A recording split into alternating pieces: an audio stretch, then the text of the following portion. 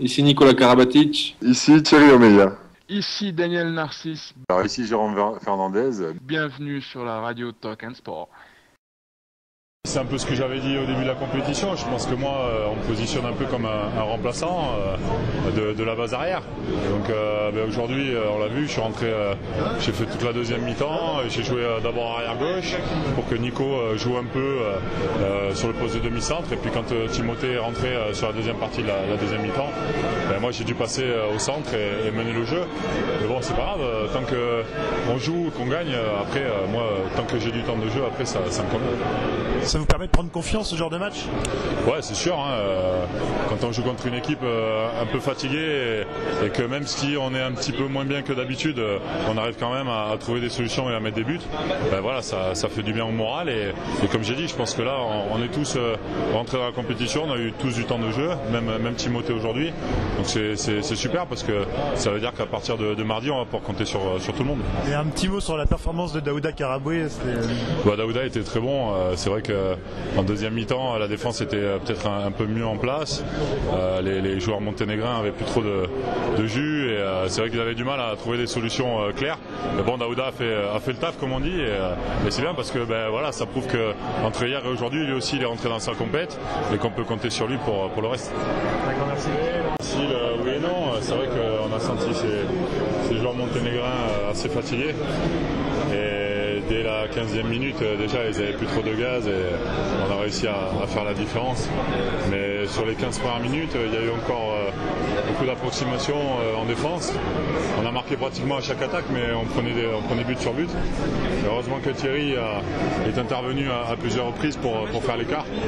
Parce que comme ça nous a permis d'avoir un écart confortable à la mi-temps et de pouvoir faire tourner en deuxième mi-temps et de faire finalement un bon match. Disons que nous, notre problématique aujourd'hui, c'était de faire jouer un peu plus ceux qui avaient moins joué hier, pour que justement la charge de travail soit répartie sur l'ensemble des joueurs, sur les 24 heures qu'on vient de passer, et ainsi arriver au match de mardi contre le Brésil avec chacun la sensation d'être déjà rentré dans la compétition et d'avoir un jeu un peu plus léché. Donc je pense que c'est chose faite. Tout le monde a eu son temps de jeu, a pu profiter.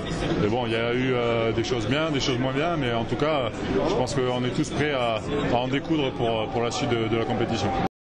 Avec ce match-là allait être d'un autre ton que le match d'hier. On savait que le Monténégro, si on était appliqué et qu'on commençait bien, il serait pas à notre niveau et il pourrait lâcher. Donc c'est ce qui s'est passé. On a bien joué, on a fait une bonne première mi-temps et après en début deuxième on a remis encore un coup d'accélérateur. On a fait une très très bonne défense, ils n'arrivaient pas à marquer, on a pu mettre des contres et faire la différence et mener de 14-15 buts et après c'était fini. Donc c'était un match.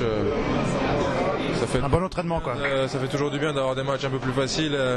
Ça nous permet de souffler, surtout après des combats comme hier. Et toi, du point de vue personnel, t'as moins joué qu'hier évidemment, donc du coup t'as pu te reposer et te reprendre des forces un peu. Oui, voilà, se reposer parce que malgré tout, même il y a eu le match d'hier, mais on a. Vous avez laissé des forces hier? Oui, on a laissé des forces, bien sûr. Moi j'ai joué tout le match.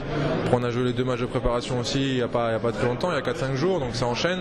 Là, on va enchaîner aussi jusqu'à la fin de la compète. Donc il faut pas prendre des risques inutiles et puis il y avait pas le but c'était qu'on joue tous, qu'on soit tous impliqués et ça a été, Claude a fait tourner, tout le monde a eu sa part dans le match et c'est très bien. D'accord, merci.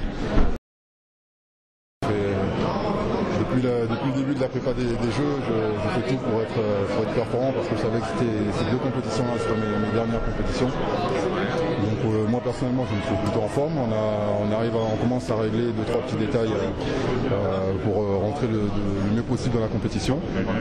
Il nous reste encore des détails à régler, mais bon c'est en train de venir donc c'est bon signe. Qu'est-ce que tu peux dire de la relation avec le public qui est en train de se créer là? On a entendu beaucoup de doudou. Moi c'est mon truc, moi c'est de partager, de communiquer avec le public, c'est quelque chose qui qui me plaît et qui me stimule aussi, puisque certes c'est devenu un travail le handball, mais c'est un vrai plaisir, quoi. Donc, et puis pour les gens qui sont venus regarder ce match-là, il faut leur donner un spectacle.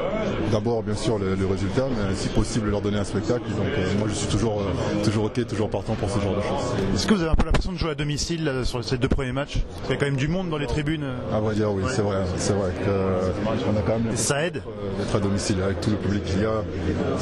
C'est un avantage quand même. C'est un avantage. Maintenant, il va faire compter que sur nous. Hein. Donc le public c'est un point fort, mais le public ne nous suivra pas si nous ne sommes pas performants. Donc vu que nous le serons, j'espère qu'il nous suivra. Très bien, merci.